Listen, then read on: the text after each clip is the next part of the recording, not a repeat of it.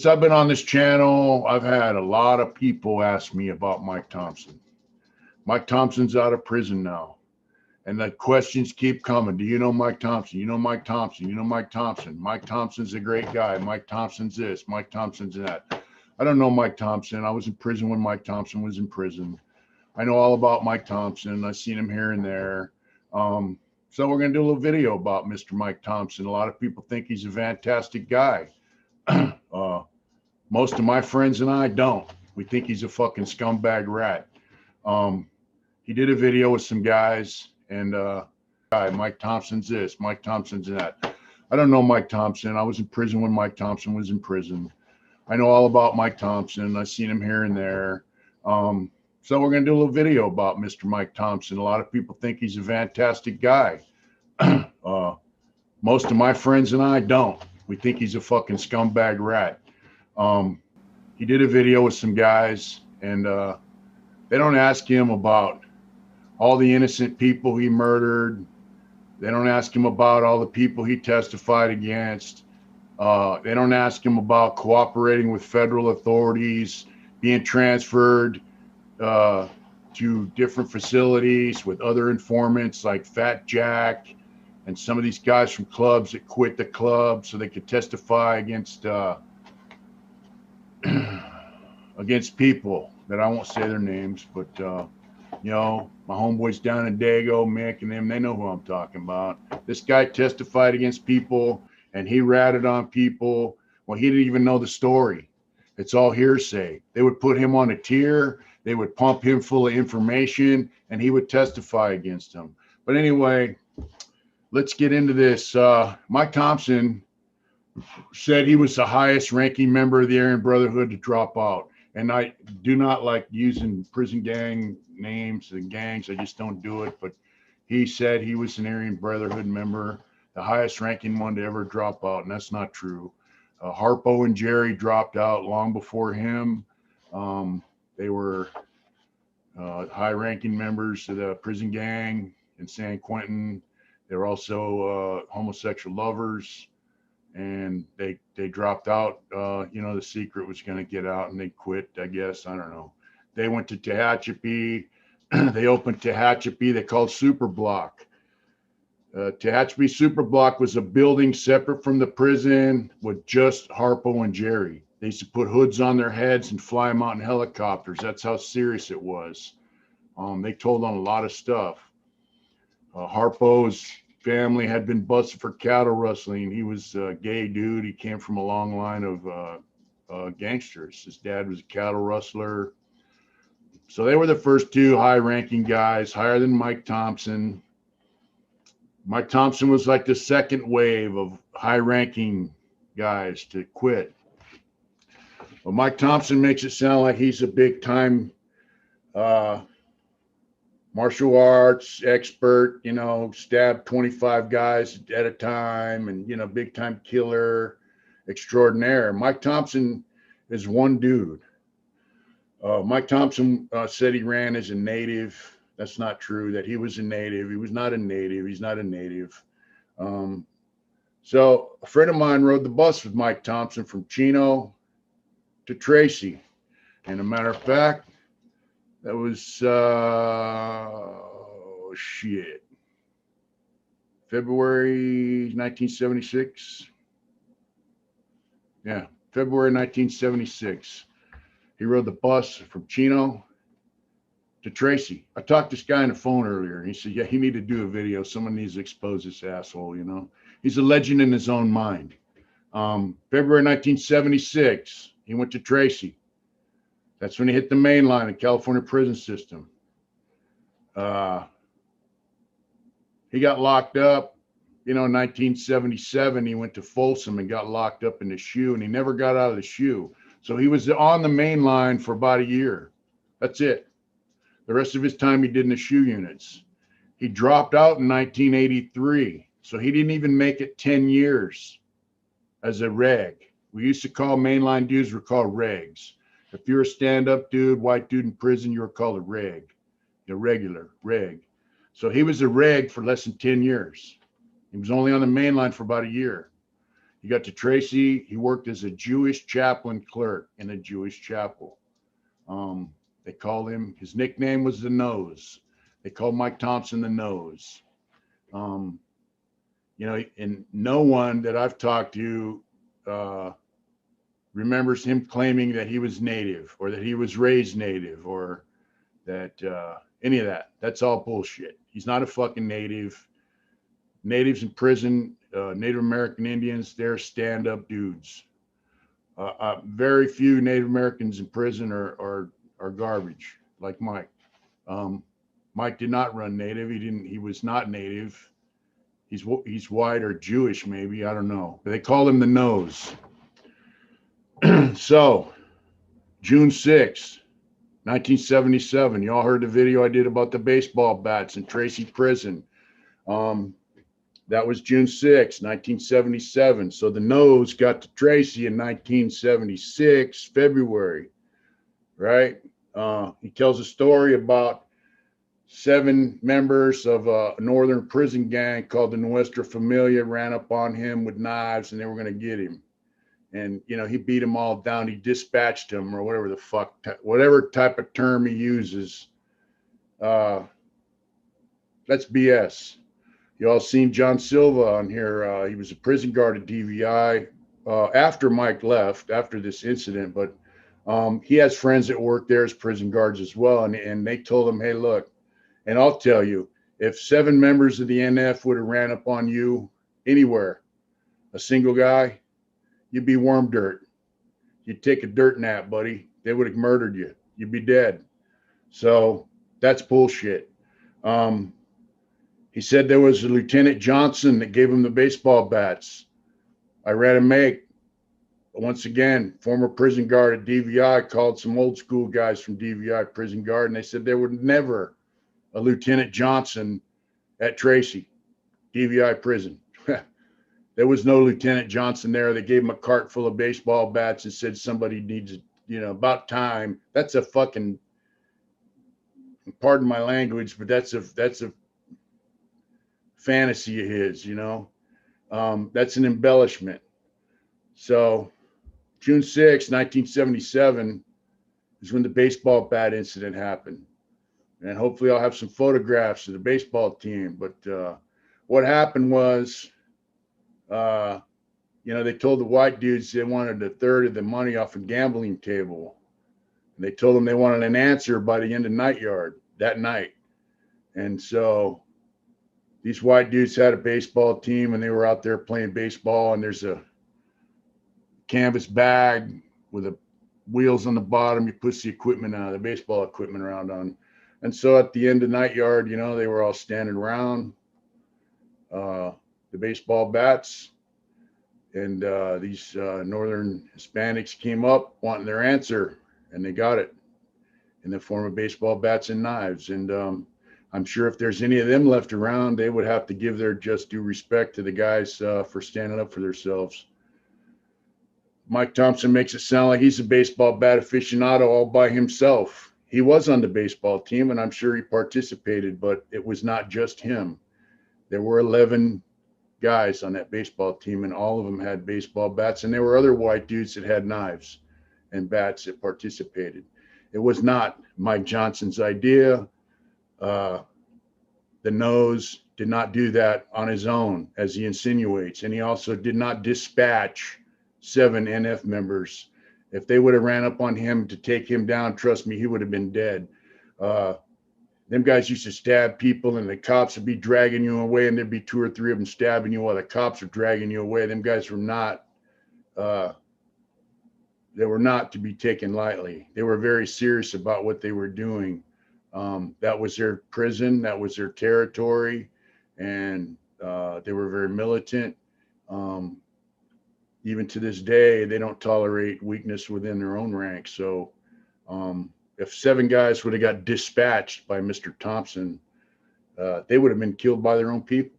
I mean, simple as that. It didn't happen. It's a lie. I know there's a lot of people out there that think he's a fantastic guy. He's not. He's a scumbag. He murdered, intimidated a lot of white dudes. So anyway, after the baseball bat incident, he says four guys, Northerners, NF guys, went to his cell. He jumped over the tier and came up behind two of them and dispatched him, and then went in the cell and dispatched the other. Whatever dispatched mean, I don't know what the hell that means. Basically, he's saying he dealt with him. That's a lie. That never happened. I know guys that were there, and it did not happen. Nose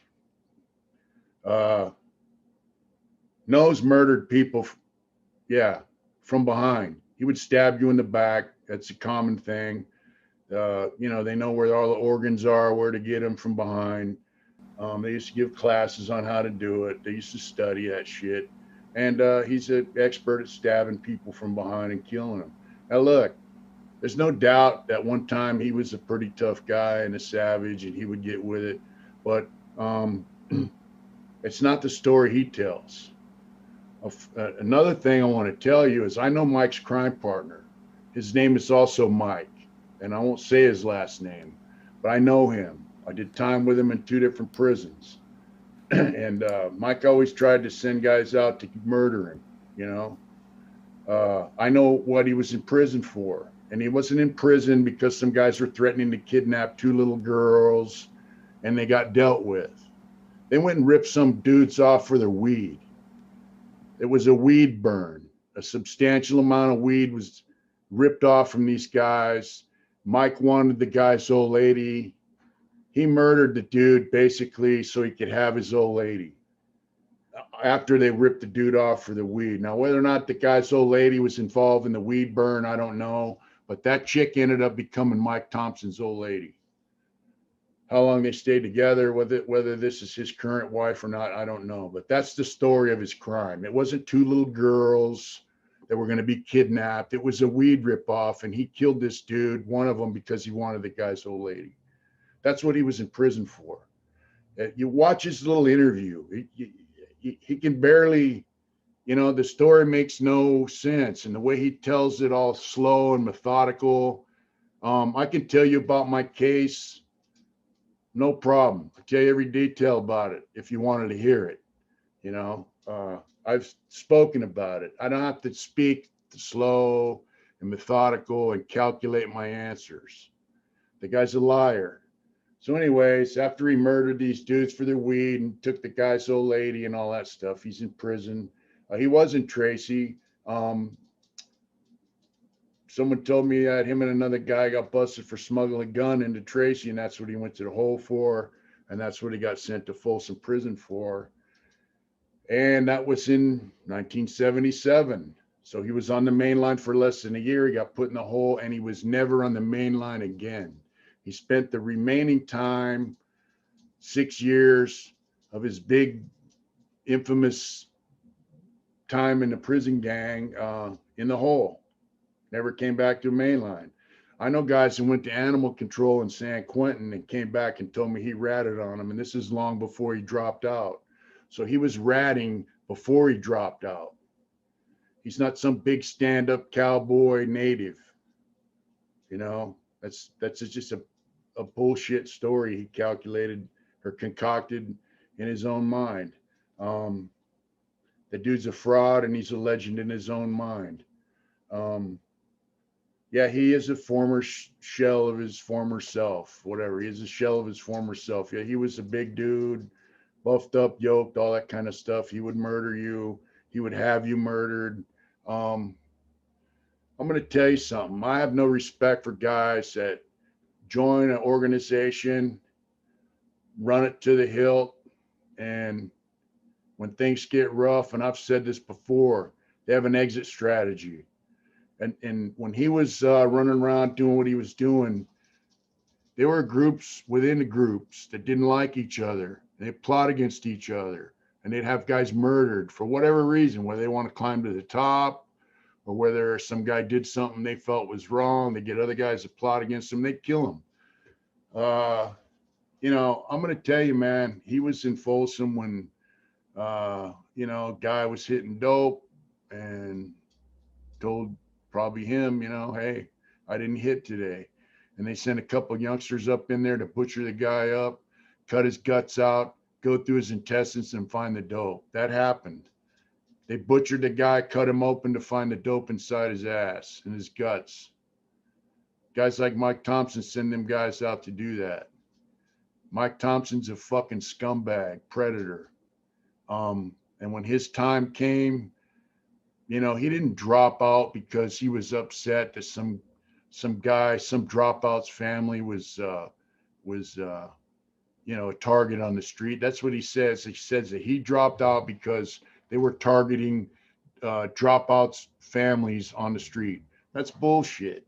No one goes from the top to the, you know, out the side as a rat for something like that.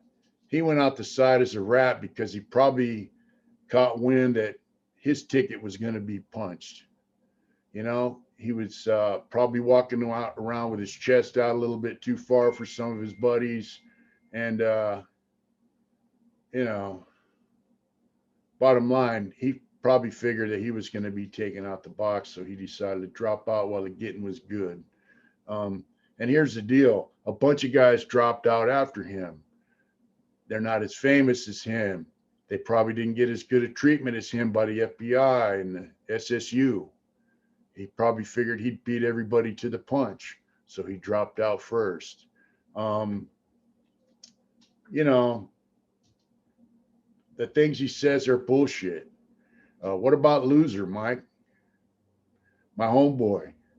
You know, him and some other dropout. They murdered a homeboy of mine. You know, rumor has it one of them put his hand in the blood and put a handprint on the wall in blood. You know, whether or not he had it coming, I don't know. But, you know, what about all the innocent motherfuckers you victimized, Mike? Mike makes it sound like he's some big white, native warrior who was going at it face to face with these black dudes with knife fights. I'm going to tell you something, man. I don't even think Yogi was on the yard with the whites in Folsom, in the hole, in the shoe. He wasn't on the main line. He was in the shoe. They didn't put him on the same yard. He said he had a big knife fight. He stabbed two of Yogi's bodyguards and then had a knife fight with Yogi. They're not going to let Yogi go at it one-on-one with some white dude. That's why he has bodyguards. He said he stabbed 16 BGF members in one day, one shot. That's a lie. You think the BGF were a bunch of punks or something? I mean, come on, what do you think? They're a bunch of little street gang, sagging ass. Them dudes they were just as tough as he was in some cases. I mean, them guys were not punks. You're not just going to run around the yard and stab 16 of them in one day. That's a lie. That never happened. Yeah, the white dudes and the blacks had problems, and they stabbed each other occasionally. And at one time they had a little war going on, and they had a big incident right before I went to prison in 1977, 78 in Old Folsom, where, you know, the white dudes took off on the blacks, and that ended up leading to the end of hostilities. But it wasn't Mike running around stabbing 16 BGF members, you know, the nose. You know, I don't know. It's disgusting what the guy's doing. And what's really disgusting is you have guys like Scott Budnick and all these guys help get him out of prison. You have organizations that are helping guys like him get out of prison, when really they should be helping the average Joe get out of prison. You know, Mike was a predator. He preyed on innocent people. How many dudes' families didn't get to see him come home from prison because of Mike? And now Mike's out and all his victims are not. They're laying in a fucking grave. And you know what? I don't have a problem. Like, you know, if you have an issue with somebody and it goes there, that's one thing. But Mike was preying on people, backstabbing them. And I mean, literally stabbing them in the back to kill them, because he wanted to instill fear and terror in people so they could extort them, basically, and have their way. Guys like Mike are scumbags. Here's the deal, man. Guys in the prison gang all got locked up in 1986. I'm sure Mike saw it, the writing on the wall. I talked to another guy who quit and stayed on the main line. He said, man, they told us they were going to lock us all up. So Mike knew what was coming. They were going to give all them dudes indeterminate shoe terms. Hey, look, don't sign up for the ride, dude, if you can't handle the fucking storm. That's my philosophy. I have much more respect for guys in prison gangs who got locked up when they locked them all up and they rode the fucking beef out. Now they're all back out on the main lines, right? They stuck it out. And no matter what you think about prison gangs, excuse me, them guys signed up for the ride and they're still riding. So you have to respect that. I don't have any respect for some guy that signs up for the ride and halfway through decides, hey, you know, this could cost me my life. This could lead me to an early grave. This could lead me to never getting out of prison. This could lead me to never getting out of a shoe unit. And his exit strategy is to raise his hand, contact the FBI, the SSU, Sacramento authorities, and get on out of prison. He said when he dropped out, he just told the guy, hey, I want to use the phone. And he went and called Sacramento. Let me tell you something. When you're in a shoe, you don't just say, I want to use the phone. You got to say, hey, I'm ready to drop out. I'm going to snitch. I'm going to tell you everything I know. And then you can get out of your cell and do whatever. And you don't just call Sacramento and ask for Captain so-and-so at headquarters. It doesn't work like that. And I don't give a fuck who you are. You know, any of you guys that believe his story are idiots, straight up. And you have no idea who he is. You have no idea what prison was really like back then. And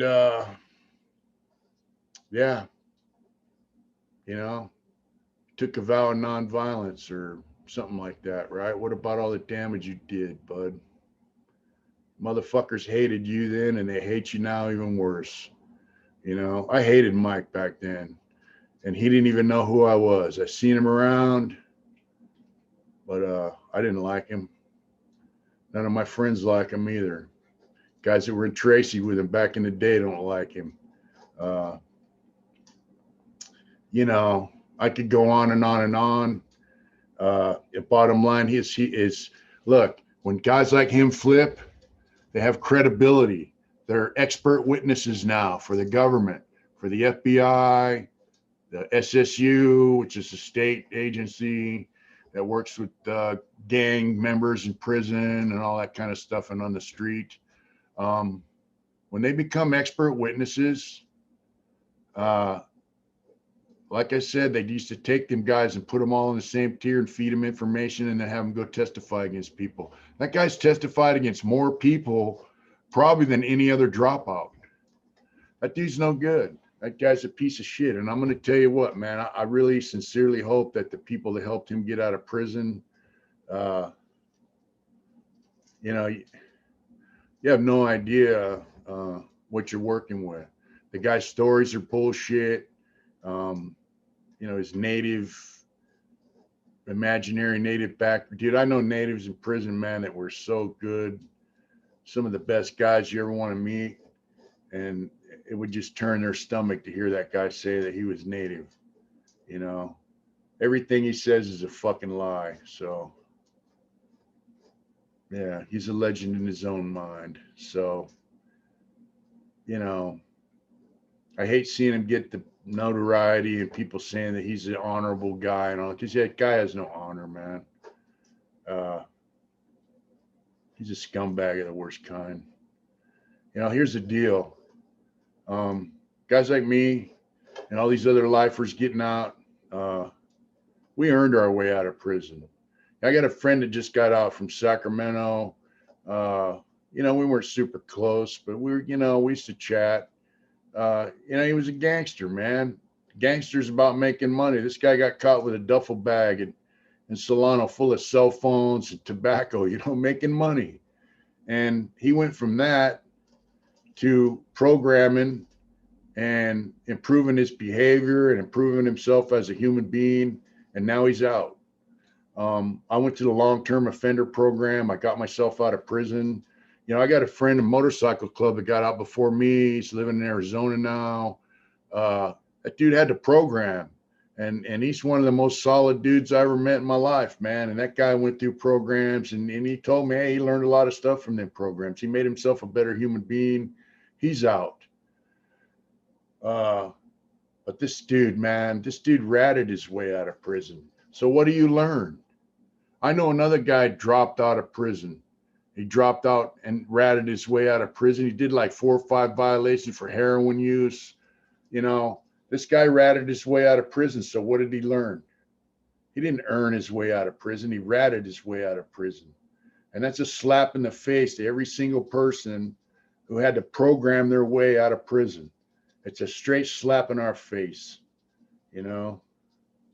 And yeah, all you guys that are supporting this dude and help get him out of prison, and you think he's a wonderful human being, you're idiots, man. And that's all I got to say. Thank you very much for watching. Remember, if you sign up for the ride it out.